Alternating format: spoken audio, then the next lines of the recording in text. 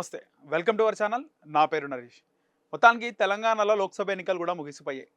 లోక్సభ ఎన్నికల ముందు కొద్దిమంది రాజకీయ నాయకుల ఇండ్లపై ఈడీ రైడ్లు, కొంతమంది రాజకీయ నాయకుల ల్యాండ్లు కానీ లేదా బిల్డింగ్స్ కానీ కూలగొట్టడము, కూల్చడం ఇవన్నీ కూడా జరిగిపోయాయి. లోక్సభ ఎన్నికలు జరిగాయి. లోక్సభ ఎన్నికల తర్వాత మళ్ళీ ఆపరేషన్ ఆకర్ష్‌కి తెరతీసింది ఇటు కాంగ్రెస్ పార్టీ.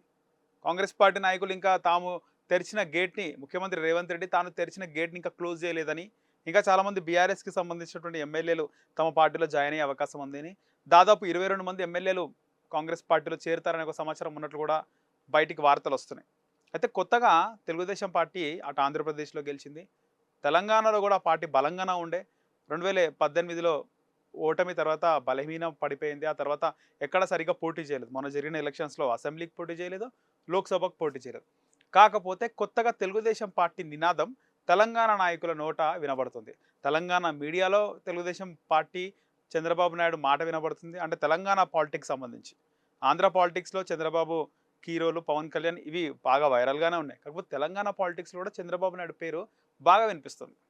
ఇంతకీ చంద్రబాబు నాయుడు పేరు ఎందుకు వినిపిస్తుంది అంటే, ఇక్కడ చంద్రబాబు నాయుడు ఎన్డీఏ కూటమిలో ఉన్నాడు. ప్రధాని నరేంద్ర మోదీ, పవన్ కళ్యాణ్, చంద్రబాబు ముగ్గురు ఎన్డీఏ కూటమి ప్రభంజనం సృష్టించారు ఆంధ్రప్రదేశ్లో. సో అక్కడ కేంద్రంలో వాళ్ళ ప్రభుత్వం అధికారంలో ఉంది, ఆంధ్రప్రదేశ్లో వాళ్ళ ప్రభుత్వం అధికారంలో ఉంది. రాష్ట్రంలో ఏ ప్రభుత్వం అధికారంలో ఉన్నా కేంద్రంలో ఉన్నటువంటి ప్రభుత్వం ఆధిపత్యం రాష్ట్రం మీద ఉంటుంది. సో ఇక్కడ కాంగ్రెస్ పార్టీలో ఇప్పటికే చాలా ఫుల్ అయిపోయినారు, నాయకులందరూ జాయిన్ అయినారు.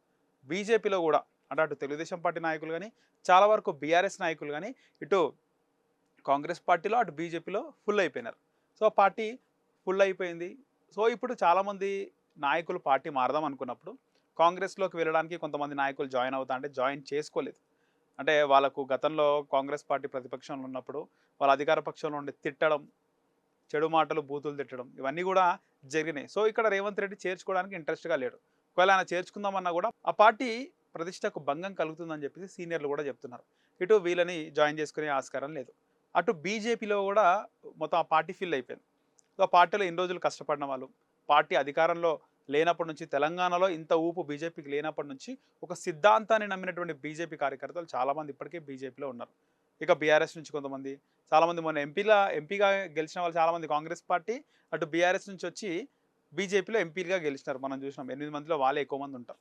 ఒక కిషన్ రెడ్డి, బండి సంజయ్ తప్పితే మిగతా వాళ్ళందరూ కూడా మ్యాక్స్ బీజేపీ వాళ్ళే ఉంటారు. సో ఇప్పుడు ఈ 22 మంది ఎమ్మెల్యేల విషయం పక్కన పెట్టేస్తే ఒక 8 మంది ఎమ్మెల్యేలు తెలుగుదేశం పార్టీలో చేరాలి అనుకుంటున్నారట. ఎందుకు తెలుగుదేశం పార్టీ అంటే, తెలుగుదేశం పార్టీ ఎన్డీఏ కూటమిలో ఉంది.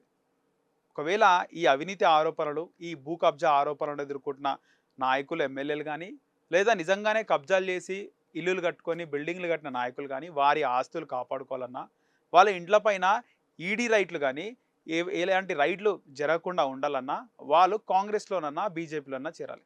సో కాంగ్రెస్‌లో, బీజేపీలో స్పేస్ లేదు. వద్దామన్న నాయకులు రానివ్వట్లేదు. ఇక్కడ రేవంత్ రెడ్డి గాని, అక్కడ కిషన్ రెడ్డి గాని ఒక ససేమిరా అంటున్నారు. అంటే ఓకే చెప్పట్లేదు, గ్రీన్ సిగ్నల్ ఇవ్వట్లేదు.